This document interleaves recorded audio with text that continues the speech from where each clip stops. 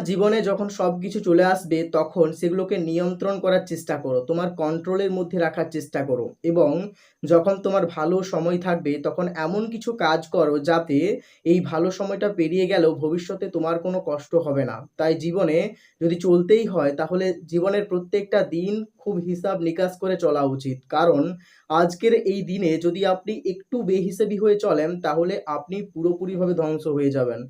এবং আপনার আশেপাশে যেসব সুবিধাভোগী আত্মীয়-স্বজন, বন্ধু-বান্ধব আছে, এরাই তোমাকে শেষ করে দেবে। এইসব সুবিধাভোগী বন্ধু-বান্ধব, আত্মীয়-স্বজন এরা কেউ তোমার ভালো চায় না। তুমি এখন সবকিছু অর্জন করেছো বলে তারা তোমাকে তোষামোদ করছে ঠিকই, কিন্তু তাদের ভেতরে, ভেতরে তোমাকে নিয়ে একটা কুমতলব আছে। তারা ভেতরে, ভেতরে এটাই চায় তুমি কবে ধ্বংস হয়ে যাবে। তোমার কাছ থেকে কবে সবকিছু শেষ হয়ে যাবে। তুমি আরো ওপরে ওঠো এটা তারা তোমার সামনে বলছে তো ঠিকই, কিন্তু তাদের ভেতরের মতলবটা কিন্তু পুরোপুরি উল্টা। তারা কখনোই তোমার ভালো চায় না। এইসব সুবিধাভোগী মানুষগুলো পদে, পদে তোমার দুর্ঘটনা চায়। এইসব সুবিধাভোগী মানুষগুলো পদে, পদে তোমার বিপদ চায়। তারা কখনোই তুমি সমাজের উচ্চ স্থানে উঠে যাও এটা দেখতে চায় না। তারা সবসময় তোমাকে টেনে তাদের দলের নিচে নামাতে চায়। এটাই হচ্ছে আজকের দিনে সুবিধাভোগী বন্ধু-বান্ধব এবং আত্মীয়-স্বজনদের প্রকৃত পরিচয়।